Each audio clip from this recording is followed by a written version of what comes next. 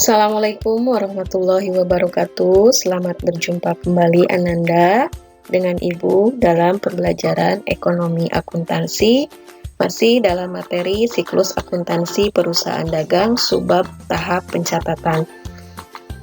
Untuk pertemuan kali ini, Ibu akan memaparkan mengenai transaksi-transaksi yang hanya terjadi pada perusahaan dagang dan bagaimana cara mencatatnya ke dalam jurnal. Untuk pertemuan kali ini yang akan Ibu bahas adalah transaksi retur pembelian, potongan pembelian, dan beban angkut pembelian.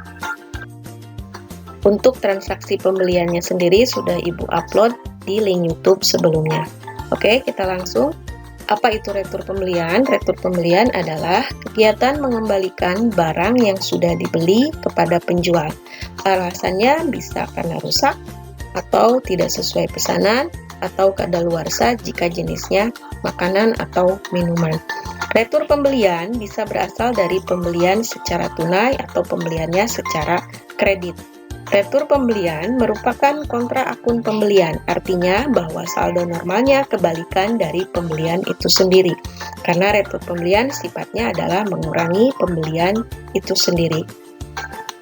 Contoh transaksi retur pembelian secara tunai adalah sebagai berikut. Tanggal 8, dikembalikan barang yang dibeli secara tunai 3 hari yang lalu karena rusak seharga 500.000. Analisis jurnalnya adalah sebagai berikut. Karena kita membelinya pada waktu 3 hari yang lalu secara tunai, otomatis kita sudah membayar. Nah, pada hari ketiga, kita kembalikan barang tersebut kepada penjual seharga 500.000 karena rusak. Nah, jurnal pada saat pengembalian tersebut adalah kas kita bertambah karena dikembalikan oleh si penjual kepada kita. Ya, bertambah sebelah debit sebesar 500.000 atau seharga barang yang kita kembalikan. Terus sebelah kreditnya timbul retur pembelian karena retur pembelian bertambah sebelah kredit besar 500.000. Nah, untuk transaksi ini adalah transaksi yang retur pembelian yang berasal dari pembelian secara tunai. Karena analisisnya mempengaruhi kas bertambah, menyebabkan kas bertambah sebelah debit, maka transaksi ini dicatat ke dalam jurnal khusus penerimaan kas. Bagaimana pencatatannya ke dalam jurnal khusus penerimaan kas atau kita singkat JKM, jurnal kas masuk? Kita lihat pencatatannya berikut.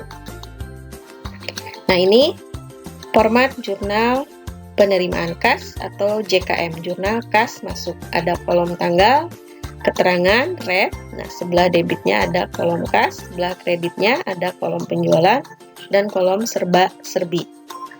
Oke, sebelah kredit itu kolom penjualan, dan serba-serbi itu khusus kalau yang dijualnya selain barang dagangan. Kalau penjualan itu khusus yang dijualnya barang dagangan.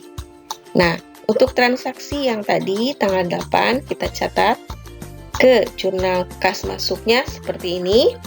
Masukkan tanggalnya, keterangannya kita isi dengan nama transaksi atau jenis transaksi pengembalian, repnya kita kosongkan. Sebelah debitnya tadi kan kas yang terpengaruhnya kas, sebelah debit 500.000, sebelah kreditnya retur pembelian. Lihat di kolom sebelah kredit tidak ada kolom akun retur pembelian, maka kita masukkan ke kolom serba-serbi. Nomor akunnya kita masukkan, nama akunnya retur pembelian, jumlahnya sebesar 500.000. Oke, selanjutnya contoh transaksi retur pembelian secara kredit atau retur pembelian dari pembelian secara kredit. Nah, contohnya tanggal 9 dikembalikan barang yang dibeli secara kredit dari PT ABC seharga 1 juta karena rusak. Nah, analisis jurnalnya sebagai berikut. Karena kita membeli pada PT ABC secara kredit, nah, pas kita mengembalikan barang tersebut kepada PT ABC karena rusak, nah, kita tidak menerima uang karena kita belum membayar. Logikanya begitu, tapi utang kita dikurangi. Ya, utang kita dikurangi. Nah, analisis jurnalnya bagaimana? Nah, berarti utang dagang berkurang sebelah debit 1 juta atau sebesar barang yang dikembalikan. Retur pembelian timbul atau bertambah sebelah kredit sebesar 1 juta. Nah, transaksi ini tidak bisa dicatat ke dalam jurnal khusus karena ini bukan jenis penerimaan kas, bukan jenis pengeluaran kas, bukan jenis pembelian secara kredit, bukan jenis transaksi penjualan secara kredit. Maka transaksi ini dicatat ke dalam jurnal umum. Nah, pencatatan ke dalam jurnal umumnya, mari kita lihat. Jurnal umum bentuknya seperti ini, ada kolom tanggal, keterangan, rep, debit, kredit. Tanggalnya kita masukkan tanggal 9, keterangannya kita isi dengan nama akun, tadi sebelah debitnya utang dagang, masukkan kolomnya 1 juta di kolom debit, nah, sebelah keterangan berikutnya retur pembelian, nominalnya kita masukkan di sebelah kredit 1 juta. Oke, nah berikutnya mengenai transaksi potongan pembelian. Potongan pembelian adalah potongan yang diterima pembeli dari penjual karena syarat-syarat tertentu seperti membeli dalam jumlah banyak atau melunasi jumlah pembelian pada saat jangka waktu mendapat potongan. Potongan pembelian merupakan kontra akun pembelian, artinya bahwa saldo normalnya kebalikan dari pembelian itu sendiri dan sifatnya sama seperti retur pembelian, mengurangi pembeliannya itu sendiri. Oke, contoh transaksi potongan pembelian sebagai berikut. Tanggal 6 Januari dibayar pelunasan utang dagang kepada PT Mega atas transaksi pembelian tanggal 7 Januari lalu seharga 15 juta dengan syarat 2/10 N/30. Ya, lihat tanggal 7 kita membeli pada PT Mega dengan syarat 2/10 N/30 seharga 15 juta. Pada tanggal 16 kita lunasi. Nah, berarti dari tanggal 7 sampai tanggal 16 itu masih dalam jangka waktu 10 hari mendapat potongan. Karena lihat ada syarat 2/10 N/30. 2% mendapat potongan jika dilunasi dalam jangka waktu 10 hari. Dari tanggal 7 ke tanggal 16 masih dalam jangka waktu 10 hari. Berarti dapat potongan 2%. Analisis jurnalnya adalah sebagai berikut.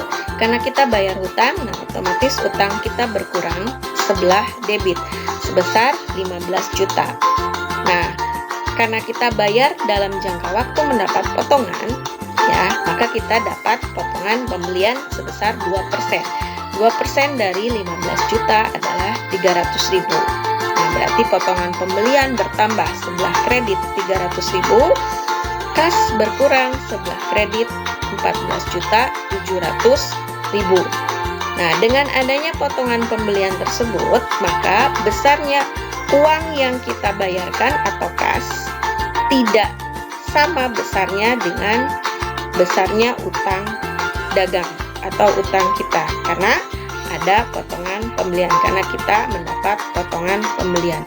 Nah, transaksi ini karena mempengaruhi kasnya berkurang sebelah kredit, maka dicatat dalam jurnal khusus pengeluaran kas atau jurnal kas keluar. Nah, pencatatannya pada jurnal khusus pengeluaran kas adalah sebagai berikut. Nah, ini bentuk jurnal kas keluarnya. Kita masukkan tanggalnya, tanggal 16, keterangannya kita bayar ke siapa? Ke PT Mega. Sebelah debitnya, tadi sebelah debitnya utang dagang. Nah, ada kolom utang dagang di sebelah debit, masukkan nominalnya 15 juta. Sebelah kreditnya tadi ada kas dengan potongan. Ya, karena kita dapat potongan 300.000, masukkan nominal potongannya di kolom potongan 300.000. Kasnya 14.700.000. Gitu ya. Jadi sebelah debit dengan sebelah kreditnya sama balance. Sebelah debit 15, sebelah kredit 15. Oke. Berikutnya beban angkut pembelian. Nah, beban angkut pembelian adalah transaksi pembayaran beban angkut atau ongkir barang yang dibeli. Contoh transaksinya sebagai berikut. Tanggal 8 Januari dibayar beban angkut barang yang dibeli sebesar 100.000. Analisis jurnalnya sama seperti pembayaran beban-beban lainnya, yaitu beban angkut pembelian bertambah di debit 100.000, kas berkurang di kredit 100.000. Nah, karena transaksi ini dari analisisnya mempengaruhi kas berkurang, kas keluar, jadi transaksi ini dicatat di jurnal pengeluaran kas atau jurnal kas keluar. Pencatatannya pada jurnal pengeluaran kas sebagai berikut, lihat. Masukkan tanggalnya, tanggal 8, keterangannya pembayaran beban, tabnya kosongkan. Nah, sebelah debitnya kita cari kolom beban angkut pembelian, ada tidak? Nah, tidak ada di sebelah debit kolom beban angkut pembelian, maka kita catat di kolom serba-serbi. Kolom serba-serbi nomor akunnya 504, nama akunnya, beban angkut pembelian jumlahnya 100.000. Nah, sebelah kreditnya tadi kas, ya. Lihat kolom kas ada, kita masukkan nominalnya 100.000. Nah, itu Ananda beberapa materi mengenai transaksi yang terjadi pada perusahaan dagang dan cara menjurnalnya. Jadi sudah Ibu paparkan di sini di video sebelumnya juga mengenai transaksi pembelian. Nah, di sini mengenai transaksi retur pembelian, potongan pembelian, dan beban angkut pembelian. Mudah-mudahan Ananda dapat memahami mengenai pemaparan materi Ibu kali ini. Terima kasih, mohon maaf jika ada kesalahan. Assalamualaikum warahmatullahi wabarakatuh.